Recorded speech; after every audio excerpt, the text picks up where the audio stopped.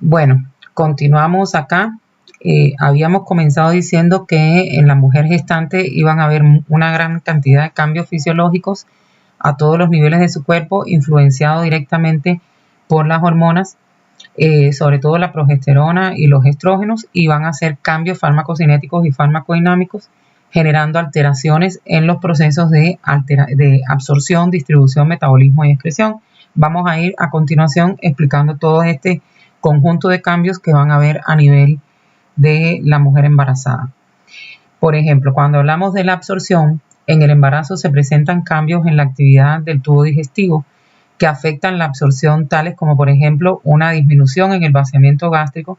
y de la motilidad gastrointestinal de manera general. También vamos a ver un aumento en el pH gástrico. Estas dos diferencias que vamos a tener con el resto de la población son importantes tenerlas en cuenta porque lógicamente van a alterar más que todo si se afecta el pH y hay un aumento, hay una alcalinización del estómago de la mujer embarazada. Esta alcalinización comienza desde el primer trimestre del embarazo, debido a que por los vómitos se va a eliminar mucho ácido clorhídrico y esto va a traer como consecuencia que el pH gástrico pues esté más alcalino. Esto va a incrementar lógicamente la absorción de los medicamentos que sean básicos y va a aumentar, va a disminuir la absorción de los ácidos. Pero como les digo, esto puede empezar desde el primer trimestre. Sin embargo, hay mujeres que no vomitan en el primer trimestre, donde se empieza a ver como más evidente, se empieza a ver ya más a partir del segundo trimestre del embarazo.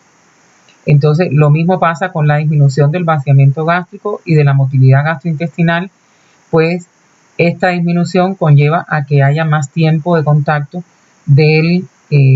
fármaco con las paredes del estómago y lógicamente esto también, pues digamos que sopesa un poco el aumento del pH gástrico para aquellos medicamentos que sean ácidos, para aquellos fármacos que sean de naturaleza ácida. Al permanecer más tiempo en el estómago, pues pueden quizás absorberse un poquito más a pesar de que el pH va a estar más alcalino. Entonces, estos son cambios que están sumamente influenciados por la hormona gonadotropina coriónica, que es la responsable de las náuseas, los vómitos en el embarazo. Sin embargo, pues la absorción, los cambios que se van a dar en la absorción son completamente variables de una mujer embarazada a otra. Y más importante suele ser la influencia de los vómitos, como ya mencioné, y del reflujo gastroesofágico que puede haber y que de hecho hay en todas las mujeres embarazadas. ¿Por qué existe un reflujo gastroesofágico? Porque en la medida que va aumentando la edad gestacional, pues el tamaño del útero va desplazando hacia arriba a muchas vísceras, especialmente a las asas intestinales, también al estómago, al hígado, al vaso. Entonces tiene que haber un reacomodo de la ubicación anatómica de las vísceras intraperitoneales y esto conlleva a que la mujer pues tenga un desplazamiento de las asas intestinales del estómago hacia, van a estar más comprimidas hacia la cavidad torácica. Esto trae como consecuencia que muchas mujeres tengan reflujo incluso durante el embarazo, mientras mayor es la altura uterina y mayor el desplazamiento y la presión que hace el estómago sobre el hiato esofágico y el diafragma, pues pueden desarrollar hasta una hernia hiatal, ¿verdad? Esto es algo que se va viendo a lo largo del embarazo. En la medida que aumenta la edad gestacional, también va a aumentar la probabilidad de reflujo. Entonces, a nivel de la absorción por vía inhalatoria y a nivel pulmonar, esta va a estar aumentada. ¿Por qué va a estar elevada? Bueno, debido a que durante el embarazo hay una hiperventilación, este mismo incremento de la altura uterina y el desplazamiento de las vísceras hacia la parte superior del abdomen, pues conlleva a que el diafragma permanezca más tiempo horizontalizado, ¿verdad? Y hace que los pulmones no tengan mucha expansibilidad, se reduce la capacidad vital y entonces esto conlleva a que la mujer embarazada tenga pues un incremento de la frecuencia respiratoria y también en una buena cantidad de veces tenga que hacer ventilaciones más profundas, ¿verdad? Entonces esto lleva a una hiperventilación, a un aumento del flujo sanguíneo pulmonar, ya que lógicamente la mujer va a tener que intercambiar dióxido de carbono, no solamente producido por su cuerpo, sino también por el cuerpo fetal, y va a tener que obtener oxígeno, no solamente para las células de su cuerpo, sino también para el feto. Por lo que cabe esperar que hay un incremento en la absorción de los fármacos que yo doy por vía inhalatoria, por ejemplo, como los broncodilatadores, los anestésicos gaseosos, que son los que más se usan, los esteroides. Estos van a tener una absorción bastante incrementada debido al incremento en la capilaridad alrededor de los alvéolos y un incremento en la frecuencia respiratoria. Cuando hablamos de la vía intramuscular, pues la absorción intramuscular va a ir aumentando en la medida que avance el embarazo debido a un incremento también en la vasodilatación. Es importante que ya yo les vaya mencionando que la progesterona es una hormona vasodilatadora, produce por su mecanismo de acción, cuando ella interacciona con su receptor en todos los tejidos maternos, pues produce, en el caso de los músculos lisos vasculares, en el caso del músculo liso uterino, de las trompas de falopio, en el caso del tubo digestivo, pues me va a producir una relajación bastante marcada de todos estos músculos lisos. Y esto es lo que lleva, por ejemplo, a una intensa vasodilatación, a que la mujer desde el inicio del embarazo tenga hipotensión arterial, porque va a reducirse la resistencia vascular periférica. Entonces, en la medida que avance el embarazo, en el primer trimestre no se ve tan marcado, pero en la medida que avanza el embarazo y aumenta la edad gestacional, pues el útero también comprime de forma retrógrada la cava inferior, y también puede comprimir un poco la aorta. Esto trae como consecuencia que haya una éstasis venosa en los miembros inferiores. Por eso muchas mujeres embarazadas desarrollan, de acuerdo al éxtasis que se produzca y la compresión de la vena cava inferior, pues pueden desarrollar varices durante el embarazo, pueden desarrollar hemorroides, que son un tipo de varice en la última porción del recto, debido a esta compresión venosa. Entonces, toda la parte inferior del cuerpo de una embarazada, en la medida que avance el embarazo, va a sufrir un éxtasis venoso bastante importante. Entonces, si aumentamos la presión en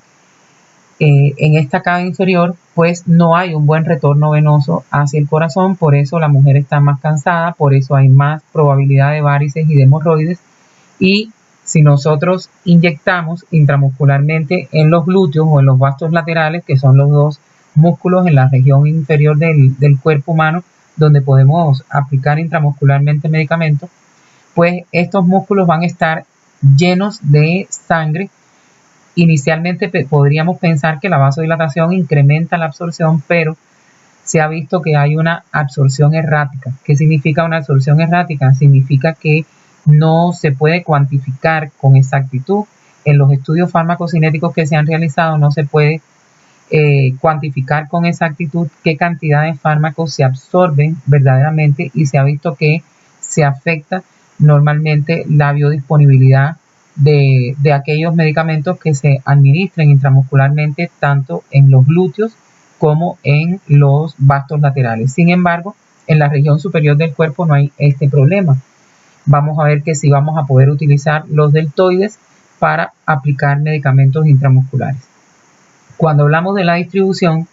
durante el embarazo se modifica la distribución de algunos fármacos debido a que disminuyen gradualmente. En la medida que avanza el embarazo, también van a ir disminuyendo las proteínas plasmáticas, especialmente la albúmina es la que más se afecta, porque es una proteína de construcción de tejido. La albúmina es utilizada en el embarazo para la formación de nuevos tejidos fetales. Entonces, esto hace que el hígado también se vea sobrecargado en la producción de albúmina que tiene que hacer para poder suplir las necesidades fetales de proteínas para la síntesis de las proteínas fetales y lógicamente la formación de nuevos tejidos, que está muy incrementada. Entonces, a nivel de la distribución, las principales afectaciones que se van a ver en el cuerpo materno es una reducción gradual, que es proporcional en la medida que avanza el embarazo, de las proteínas plasmáticas, especialmente la albúmina es la más afectada, y también vamos a ver un aumento del agua orgánica total del organismo en la medida que avanza la gestación. Entonces, el volumen plasmático de la madre aumenta en un 50% ya en el tercer trimestre del embarazo, y también se incrementa mucho durante el parto. Esto quiere decir que de los 5 litros, ¿verdad? De los 5 litros que manejamos y que maneja una mujer en su plasma, pues se va a aumentar un 50%, o sea, va a llegar a tener entre 7.5 y 8 litros de sangre circulante, lo cual va a traer como consecuencia una sobrecarga cardíaca. Por eso pueden haber alteraciones cardíacas también durante el embarazo, porque se incrementa mucho el volumen de agua plasmático. Esto también conlleva a una éstasis de la sangre, favorece todavía más el éstasis sanguíneo en la parte inferior del cuerpo, y una sobrecarga de trabajo para los órganos que secuestran bastante sangre, como el hígado, el vaso, los riñones, que tienen que filtrar toda esta sangre, pues van a haber alteraciones en la funcionabilidad de todos estos órganos. Entonces, este es uno de los aspectos que hay que tomar en cuenta en la distribución, porque si se incrementa el volumen de agua plasmática, pues lógicamente va a haber una dilución de los fármacos que se ingieran o que se administren en esta mujer. Va a haber una dilución y el fármaco le va a costar más salir del torrente sanguíneo, desplazarse y distribuirse hacia los tejidos, y lógicamente también va a haber una mayor cantidad de agua intersticial. Yo creo que también saben que las mujeres, sobre todo en la parte inferior del cuerpo, hacen muchos edemas, ¿verdad? Y el edema es un incremento del agua intersticial en el compartimento intersticial, lo cual también enlentece el recorrido que tiene que hacer el fármaco si se tuviera que distribuir a los tejidos o tuvieran algún receptor en la membrana de los tejidos diana, pues tiene que atravesar toda esa agua plasmática, luego atravesar toda esa agua del compartimento intersticial para poder llegar a la membrana plasmática del tejido diana, ¿verdad? O sea, la membrana de las células del tejido diana. Entonces, el agua corporal en la mujer embarazada aumenta unos 8 litros, de los cuales el 60% corresponde al feto, al líquido amniótico y también al líquido que está en la placenta.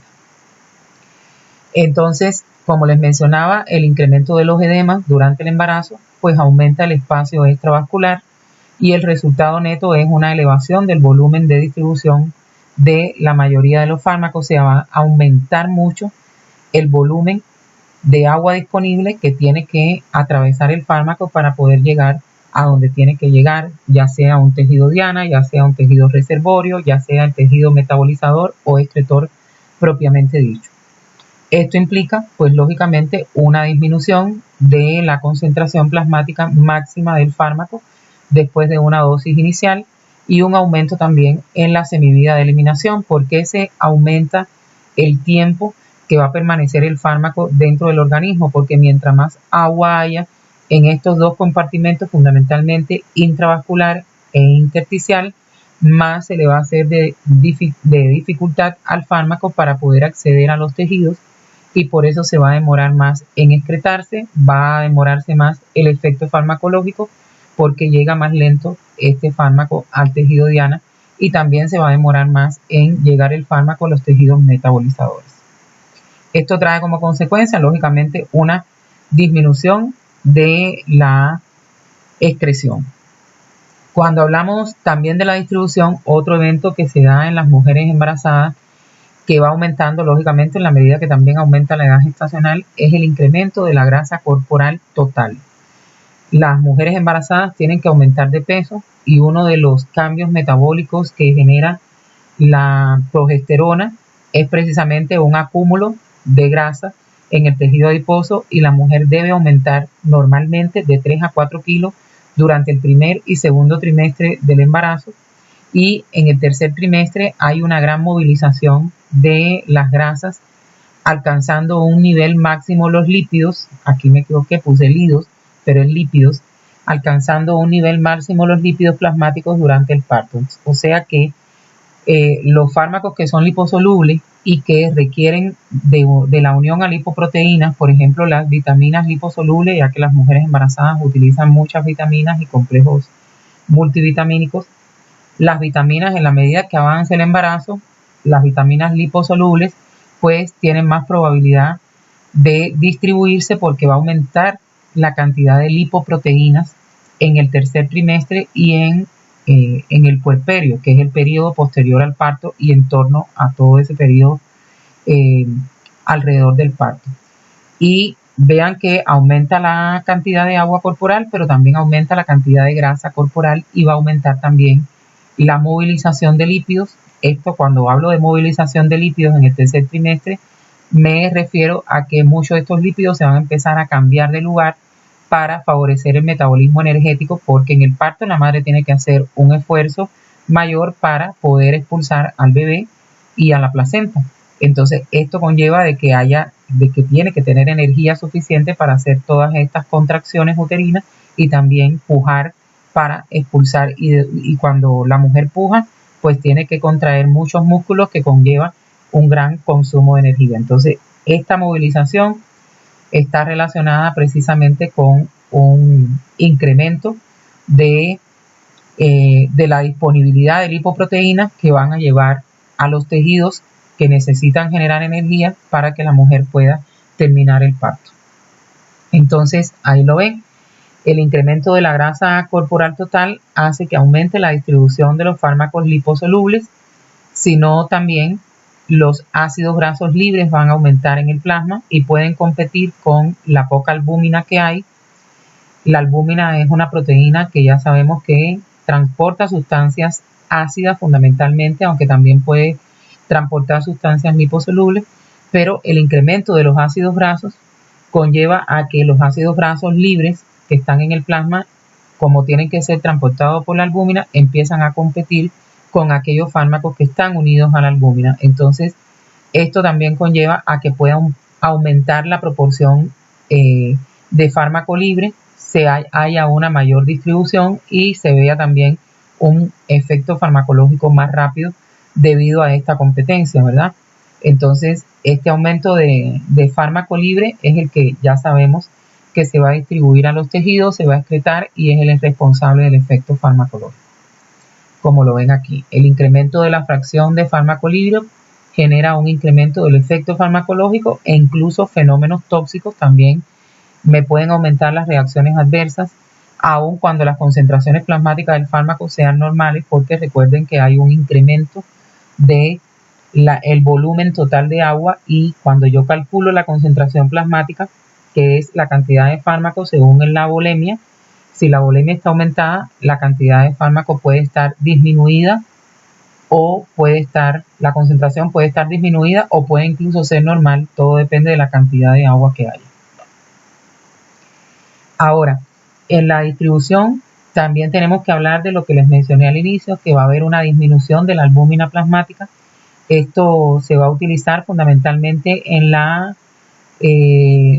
síntesis proteica del feto y para la síntesis de proteínas que se requieren para los tejidos que están en constante crecimiento a nivel fetal. Esta disminución de la albúmina plasmática va a afectar lógicamente la cantidad de fármaco libre disponible, y bueno, especialmente aquí se van a ver más afectados los fármacos ácidos, porque la albúmina lo que transporta son fármacos ácidos. Entonces todos aquellos fármacos que tengan un alto porcentaje de unión a la albúmina, en la medida que va avanzando el embarazo, se van a ver más incrementada su fracción libre y va a haber menos unión a proteínas plasmáticas, y también van a sufrir muchas competencias por productos endógenos como los ácidos grasos, que van a competir con estos fármacos, y entonces todo esto incrementa de forma notable la fracción libre de fármaco, y esto conlleva a que haya una mayor distribución del fármaco, mayor efecto farmacológico, mayores reacciones adversas y también una mayor excreción y metabolización del fármaco, o sea que también se va a afectar el tiempo de vida media. Entonces, esto se ve mucho más en los últimos trimestres de embarazo y alrededor del puerperio y en el parto. Y hoy se sabe que, bueno, la albúmina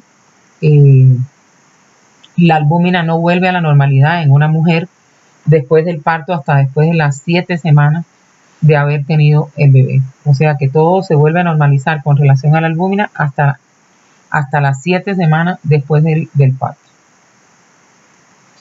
Ahora, con relación al metabolismo, en el metabolismo ocurre algo interesante. El metabolismo hepático de las mujeres embarazadas va a estar incrementado y se debe a la progesterona. La progesterona es una hormona potentemente inductora de las enzimas que hay en el hígado. Por eso, como les decía, cuando lleven obstetricia van a ver que hay muchas hepatopatías que se pueden generar durante el embarazo y que mientras la mujer no estaba embarazada nunca se habían visto. ¿Por qué? Porque la progesterona es una hormona que me incrementa la función hepática por la inducción potente que hace sobre muchas de las enzimas del citocromo P450, que ya sabemos que es el citocromo que metaboliza a la mayoría de los xenófobos, que son las sustancias que vienen desde afuera y que no son producidas por nuestro cuerpo. Entonces, todas las enzimas del citocromo P450 van a trabajar más rápido, van a estar más incrementadas, y esto es completamente un mecanismo de defensa para eliminar del cuerpo materno lo más rápido posible todas aquellas sustancias que pudieran pasar la placenta y hacerle daño al feto. Entonces, muchos inductores hepáticos, como fármacos como los anticonvulsivos clásicos, que son la fenitoína, el fenobarbital, la carbamazepina, la primidona, van a estar disminuidos porque estos fármacos no solamente son inductores de otros fármacos, también son autoinductores. Y el efecto de estos fármacos, si se los doy a una mujer embarazada, van a estar muy disminuidos, se van a eliminar muy rápido del cuerpo, no solo porque ellos mismos se autoinducen, sino también por el efecto inductor que la progesterona hace sobre las enzimas que lo metabolizan a ellos. Entonces,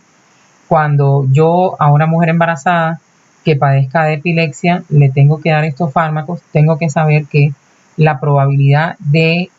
convulsiones aumenta mucho por el efecto inductor que genera la progesterona sobre el metabolismo de todos estos fármacos anticonvulsivos. Y lógicamente, repito, también se suma a que todos estos fármacos anticonvulsivos, que lo vamos a ver aquí en Farmacología 1, también son autoinductores. O sea, la fenitoína, el fenobarbital y la carbamazepina se autoinducen, pero además sufren inducción por la progesterona. Esto lleva a un incremento en la frecuencia de convulsiones. Ahora, con relación a la excreción, vamos a ver que la excreción de los fármacos a nivel renal también se ha visto aumentada, porque les comenté al inicio del video anterior que en el embarazo se incrementa el número de nefronas funcionantes y también se aumenta el grado de funcionamiento de las que ya estaban funcionando. Se ha visto que durante el embarazo el tamaño de los riñones aumenta porque la mujer embarazada tiene que filtrar no solamente las sustancias de desecho que producen sus células, sino también las sustancias de desecho que también provienen del feto, ¿verdad? Y que traspasan la placenta y llegan a la sangre materna. Entonces, la filtración glomerular aumenta en la medida que avanza el embarazo, por lo que la eliminación por esta vía de los fármacos que utilizan este mecanismo, pues también se va a ver muy elevada y va a ayudar a que se excrete muy rápido del organismo. Y también se va a elevar, lógicamente, todo lo que es reabsorción y secreción tubular. Hay una serie de fármacos que requieren de estos mecanismos y que se conocen hoy en día, que se usan mucho durante el embarazo, porque durante el embarazo, por el aumento del tamaño uterino, se comprime de forma anterógrada la vejiga de la mujer. La vejiga reduce su volumen como receptáculo de orina y también no se vacía totalmente debido a la presión que tiene sobre el útero que ha crecido, ¿verdad? Esto predispone, junto con el tamaño corto de la uretra de la mujer, pues predispone a que hayan infecciones urinarias. Entonces hay una gran cantidad de antibióticos, sobre todo antibióticos beta-lactámicos, penicilina, cefalosporina, carbapenemos, que tienen una excreción 100% renal a través de filtración glomerular y a través de secreción tubular que se van a ver afectados. Por ejemplo, hoy se sabe que la excreción de amoxicilina, ampicilina, cefazolina y otras cefalosporinas está muy incrementada en el embarazo debido a que aumenta mucho la filtración glomerular y ese es el mecanismo que ellas utilizan para ser excretadas del cuerpo materno y que se usan mucho porque no son fármacos teratogénicos y son antibióticos, son los antibióticos de primera elección en el embarazo. Entonces, hay que saber que cuando yo tengo una mujer embarazada que hace una infección urinaria y le tengo que dar penicilinas o cefalosporinas, la excreción de estos fármacos va a estar muy elevada y por lo tanto tengo que subir la dosis si quiero,